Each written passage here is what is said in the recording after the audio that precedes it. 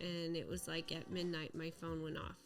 And he said, I'm okay, but I can't talk. I just wanted to text you. And at that point, I could go to sleep. And I knew at that point we would be okay.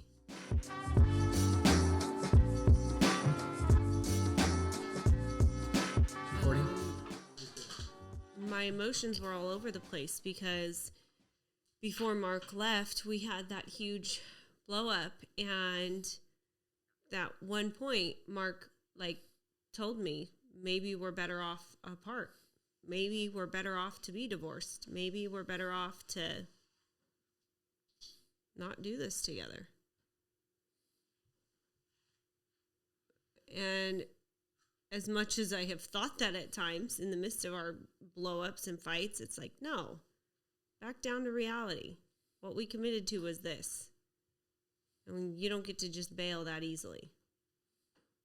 Not to say that divorce is easy, but sometimes it's easier than doing the work.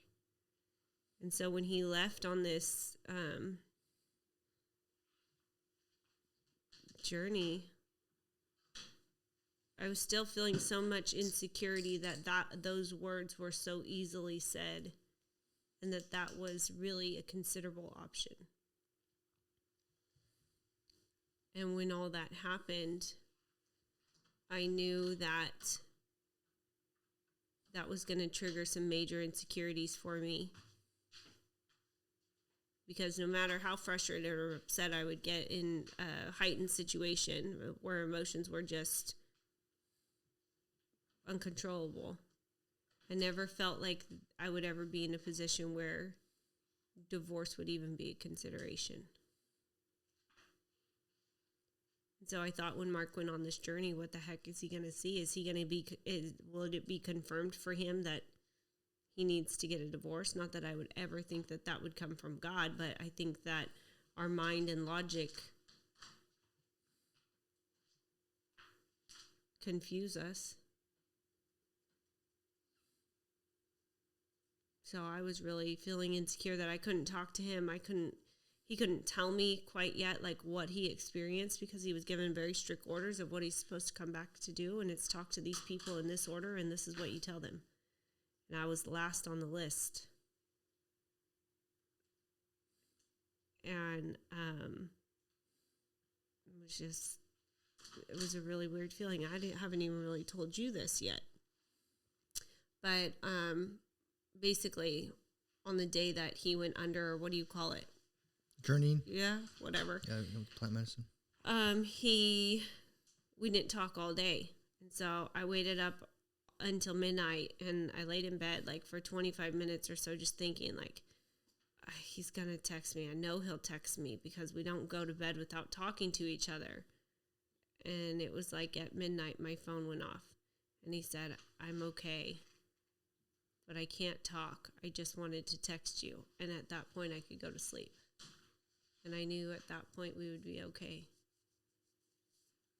So my emotions were just, I felt so insecure while he was gone. I felt like there was the greatest void in my home with him gone.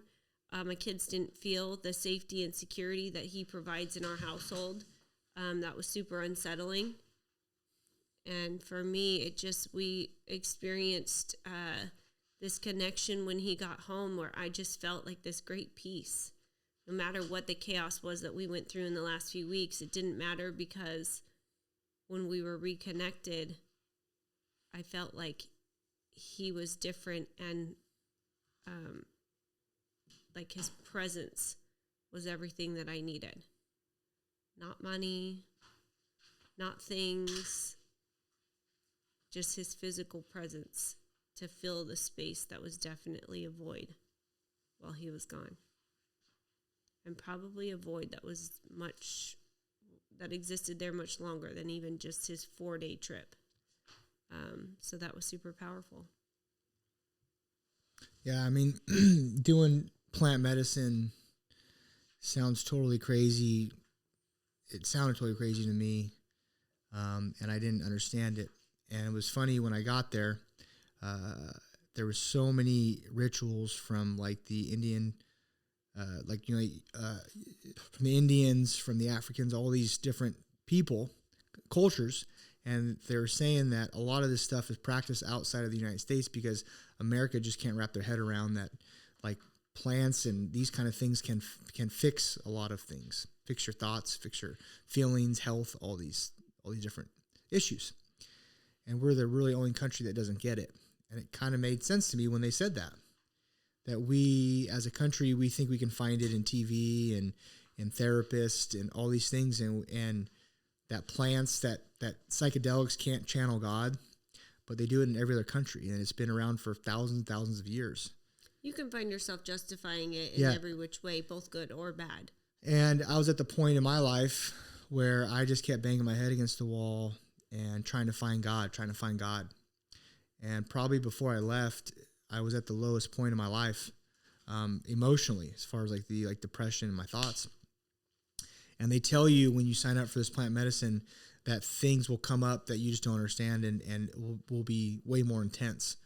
And I was like, and so I signed up 2 months ago, and literally in the last 2 months, it just keeps, things are getting prophesized over me. Things are happening to me. My thoughts are going to places they've never been before. And I get there and I spend 2.5 days there. And what I took from it, from the journey, and what I took from the ceremonies we did by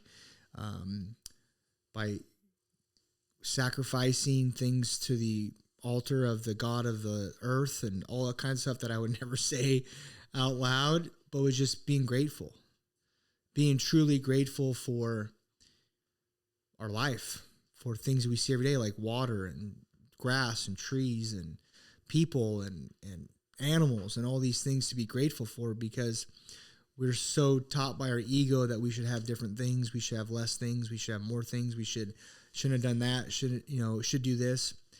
And what I realized is, I remember coming out of my journey and I was kind of coming to my senses. And I remember thinking to myself, Bree is going to be like, that's what all you took away from it was? Like, that's it? And I remember laying in bed, sitting there being like, yeah, that was it. And I know now. Whereas before I'd be like, I'd feel so much guilt and shame and like, yeah, you're right. Like, I need more. I need to do more. And reality is, this whole week, I did the least I've ever done in my life by sitting around and just doing nothing. It was really bizarre. There was no phones. It was nothing. But it made you realize how grateful you are for just everything in life, like to be able to breathe. They kept saying that, like, your most precious gift in life is your breath. And it's 100% true. And that's what dictates your energy. And so there were 6 of us that journeyed, and they tell you that you go in with an intention, and you always come out of it with, you never really realize like what you're missing or where it's at. And I had an intention to find God. I had an intention where I wanted to know God, like at a faith, soul level, like no doubt, money back guarantee, there is God. And I wanted to know, like, I wanted to see him. I wanted to know that there is God. And what I got out of it was not what I expected. I was angry for a lot of my journey. I was mad. I was screaming. I was just pissed. And then about halfway through, I was mad at myself for the way I treated my girls. I treated my wife. And the facilitator came in. There was 2 of them, and there's one that's a female. And she comes in, and I'm wearing headphones and an eye mask, and she pulls my headphones away, and she said, "Mark, you're not an asshole." She said, "Why do you think you are?" So I tell her all these reasons of why I think I'm an asshole, and she's like, "Great." She goes, "If your daughters were sitting right here and you could write them a letter, what would you say? Like, what would you tell your daughters about them that you think, that you feel?" And so I just started going. And then this chick sat there for all 3 letters, and she sat there for my wife's letter. And then she goes, "What does Mark need to look like going forward?" And I remember just sitting in it for a minute and just being like, oh my gosh, it's love. God is love. God is my daughters. God is my wife. God is the grass. God is the trees. God is the wind. And that's where I discovered, like, what God is, who God is. He's in people. He's in everyone.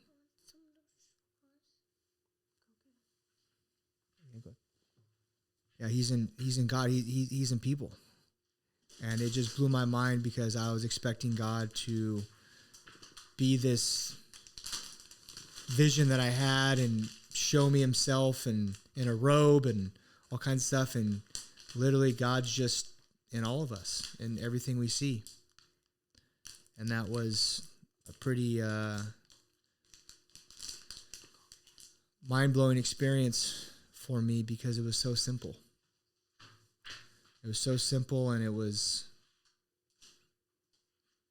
profound at the same time. Because the whole week I was there, the whole 3 days I was there, it was all about gratitude. It was all being thankful for everything. And they kind of like Mr. Miyagi'd me at the end of this because I was like, oh my gosh, they were setting me up for this. They were setting me up to have this breakthrough. Or to be able to receive. Or to be able to receive that. It is that. Mm-hmm. And so, and it was the first instruction that I received from God was to talk to your mom. That's going to unlock the peace that you're looking for. And I'm like, that is so weird because that was not who I expected. It's not really who I wanted to be the first person. And I remember that was Saturday. Sunday I woke up and my ego just set right in. What you experienced was not real. All these different things like bad thoughts. And they tell you that it's going to happen. And so I flew home Monday and my flight was at 8 a.m., but I got up at 2:30 and I just had my stomach hurt. I was nervous. I had all these bad thoughts. So I left the house at like 3 o'clock in the morning, got to the airport at 4:30 and I waited till 8 o'clock for the flight. And I was just like talking to God. I couldn't concentrate. I was nervous. Even on the flight, I had like 6 hours worth of flights and I just couldn't like watch anything. I couldn't drink anything. I was just like, why'd I do that type thing? And I get home and Bree picks me up and I just cried in Bree's arms and I couldn't talk and I didn't really talk much. And my mom was at my house and we sat in my office and we sat eye to eye and I said, hey mom, God told me to tell you this. And my mom just starts bawling. I start bawling and then it just opened up for me. My heart I started talking from a different place. The nerves went away. And my mom, the crazy part is, had a dream that night when I was in my journey that she was at the facility I was at, and they wouldn't let her see me, and they couldn't talk to me. There was a facilitator there that wouldn't let her in. And I was like, Mom, that facilitator I believe was God because I wasn't ready. And once I told my mom, on Monday, I've had this opening and this freedom and this peace that I've been searching for. I want to say my whole life, but especially the last 8 months. Mm-hmm. And it was not what I expected. And it's funny when you read the Bible, you read the Old Testament, it wasn't what they expected either. You know, God didn't pick the people he thought that everyone would expect he would pick or ask, or do certain things that you never really expected it, but it was always simple. And I remember laying in bed and saying, God, this is so simple. It's almost so simple, it's hard. He's like, yeah, exactly. And I wasn't on Instagram hardly at all when I was there. And when I came on my journey on Sunday, the first thing I opened was a story from Sean Whalen, and he said he was talking about when Saul became Paul. Saul hated Christians, and then all of a sudden he just, in a blink of an eye, became Paul and became the most like sold out person for God. And I was like, oh my gosh, that's me. Like, I'm Saul to Paul. And I met with our facilitator Jimmy that day after our journey, and he was downloading because like we're mic'd up during the whole time. And when we are in there, he said, dude, you went to battle. I said, yeah, no, I know. He said, you're battling. And he goes, I'm so proud of you. He said, it's like when there's two gates and the opening's very, very narrow. And some people have this because they have a bigger breakthrough because the gate's so narrow that they keep battling and they keep hitting against that gate. They keep hitting against it. And they know that there's an opening, but they can't find it. And when they do find it, the opening is so big. And it's so much sweeter than for those people. And he goes, you're one of those people. He goes, I was one of those people. So that's why I can tell you that. And it just kind of blew my mind because what I just listened to before, and he said that. And so I believe it. I believe that I had to get to the point where I had to do plant medicine to experience what I experienced and to believe it. Because I think because God was trying to come through other people. God was telling me things through people, and I couldn't believe it. And so it took me 7 hours in plant medicine to see it and believe it. Like, believe it. And I don't care. It's funny. Most people will never understand this when I'm okay with that. But I don't have to do this for other people, because God gave me very clear instructions that what I'm here to do and who I'm here to serve. So,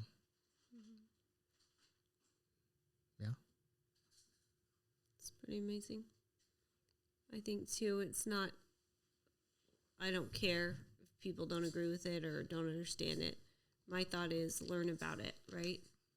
It's one thing just for you to have your mindset that it's one way. And I felt that way too. And so this is why I can say this. Because I was just like, I don't know, this is challenging some things I feel like morally. Like, I don't know, are we playing God here, messing with fire? But then at the same time, the more I came to know about it and just personally hearing other people's encounters and experiences, my heart softened to whatever it could be, because it's not my journey in all reality, it's Mark's. And yes, I'm affected by it and greatly affected by it, but I got to let him explore and discover what he needs to for him. And for the longest time in our marriage, I wanted Mark to have a relationship with God that was like mine. And the truth is, there's no relationship like your own with God. They're all unique in their own way. And my knowing of God is, my encounters with God are so real. Like, I can touch it, I can feel it. I have these visions that are so clear. I see things so clear. And sometimes for a split second, and I have a memory like you wouldn't believe. I think, what is it? The elephant has like a crazy memory. I have a memory like an elephant. But it's weird because before Mark left, I had this vision laying in bed one night. I'm about to go to sleep and I'm praying over him, and I just see these two boulders, and they're side by side like this. And just like the little like dips in your fingers where your knuckles touch, there's a glimpse of light that comes through because the surface is not completely flat, right? So they don't butt up against each other like flush. And so Mark came home from the gym today, and I remember sharing this vision with him. So this just kind of was revealed to me in prayer as I was praying over you and just our marriage and really the things that we've been experiencing lately. And then today he came home from the gym. He's like, I want to tell you this. And he used the analogy about the gate. When the gate, there's just the very subtle opening. But once you find it, there's so much more beyond that opening. It's so broad. It's so big. And I think there's so much truth to that. And it's just like confirmation after confirmation for us, what Mark has experienced and what, like, not being able to communicate, but then being so aligned that you're feeling the same things, you're thinking the same things, and just knowing that God's presence is surrounding you and in your marriage. And so when we didn't get to talk for almost a full day, that was so hard on me because we really don't go that much time in life without communicating or interacting. And I talked about it on my social media on Monday. I was driving to drop my kids off at my in-laws, and coming back from there, I had a 20-minute drive, so I just went live. And I talked about my experience picking Mark up. I said I was so nervous, I was so giddy, I was so excited, but I also had this like heaviness that I knew I would feel a relief when I saw him, when I touched him, when I felt him.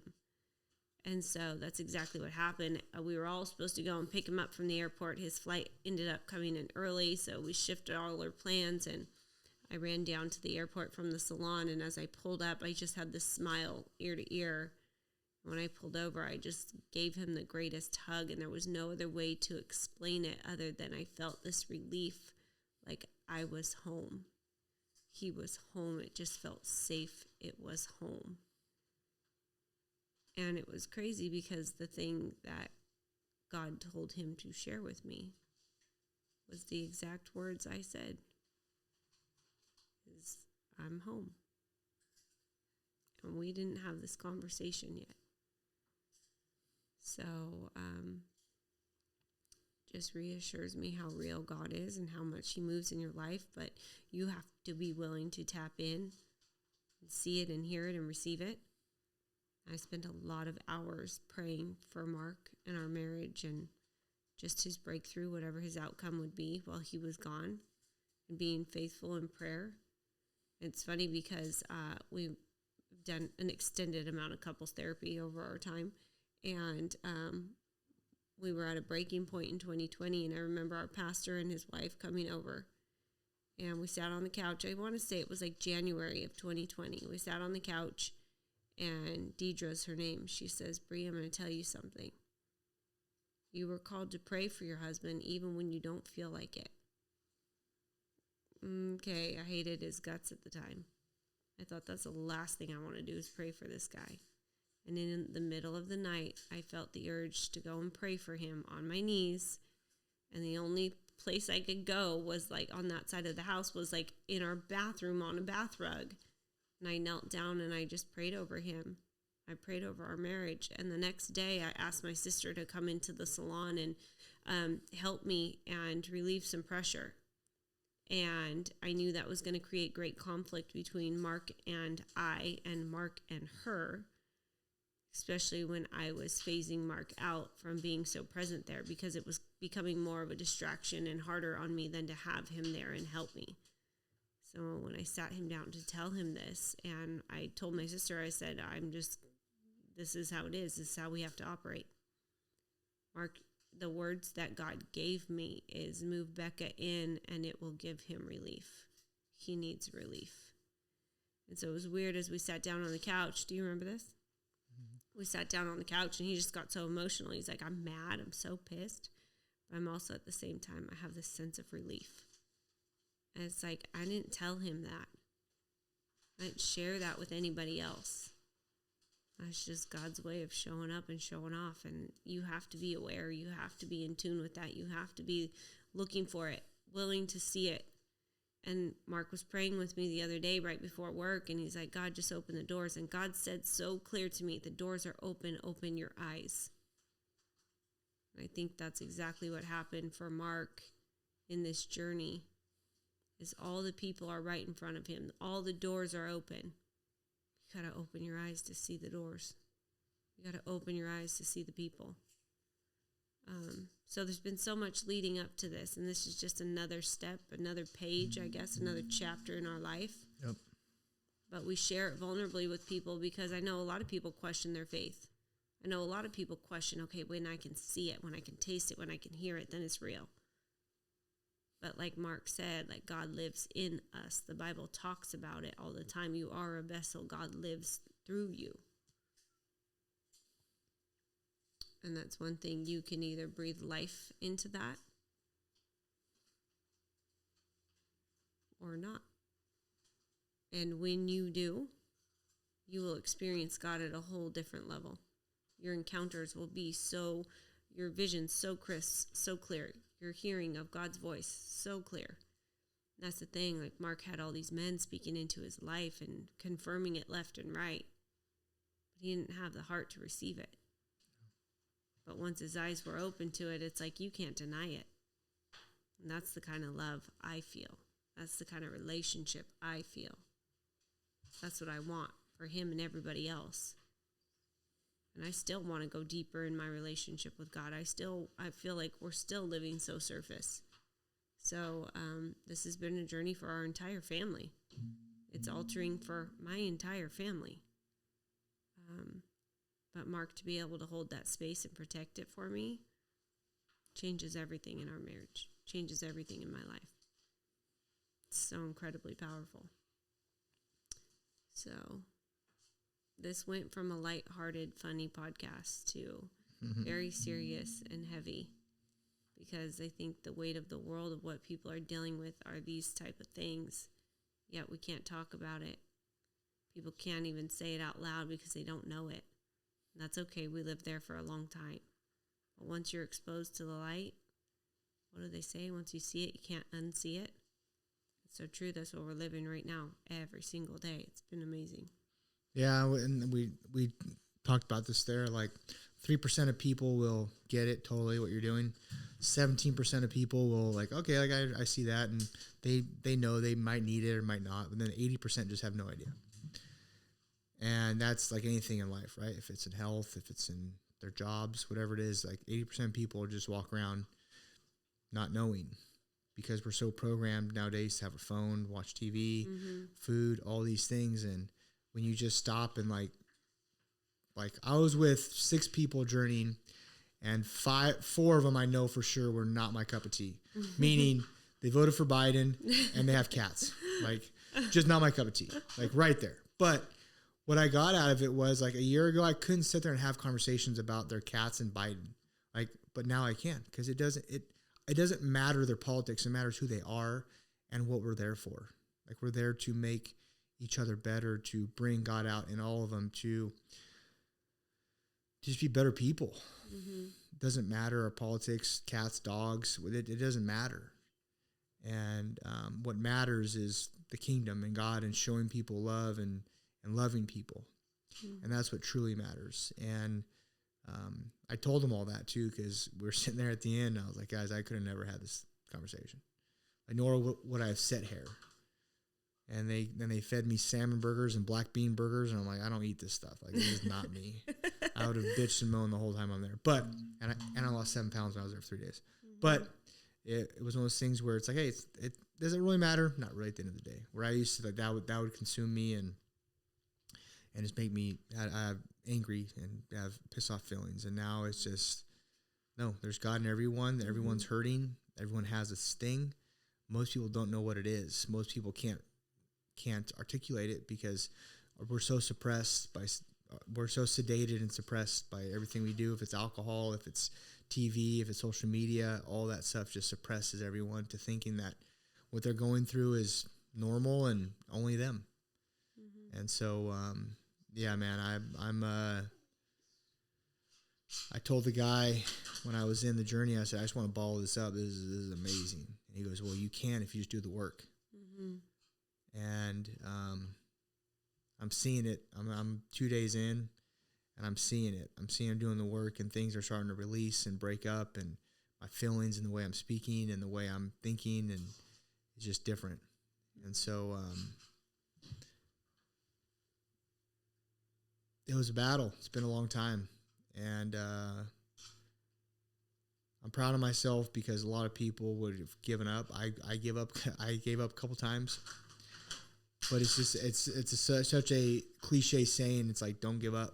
Like, if you feel like you're going in the right direction, even though you're banging your head against the wall, just keep going, because you might find that light. And when you find that light, it's so bright. And I found the light.